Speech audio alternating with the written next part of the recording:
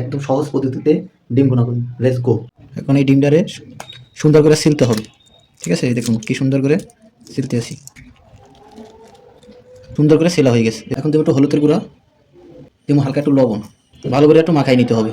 এখন তো তেল দিয়ে দেবো, এখন ডিমটা দিয়ে দেবো, সুন্দর হালকা হালকা একটু লাড়া দিতে হবে, নাহলে ফুলে যাবে। এই যে উঠিয়ে নেবো, ভিতরে পেস্ট কুচি দিয়ে দেবো।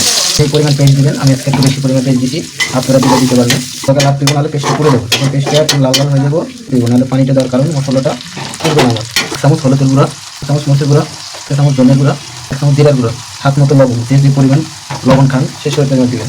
আবার একটু লাড়া দিবেন। মশলাটাকে ভালো মতো কষাই দেবো, কষাইয়া সুন্দর করে হালকা হালকা লাড়া দিতে হবে, না হলে মশলাটা পুড়ে যাবে। যাতে পুড়ে না যায় এই কারণে একটু লাড়া দিতে হবে।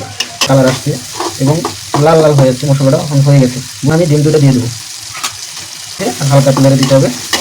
ডিম ভুনা কি সুন্দর একটা কালার আসছে দেখুন। এখন তরকারিটা আমার হয়ে গেছে।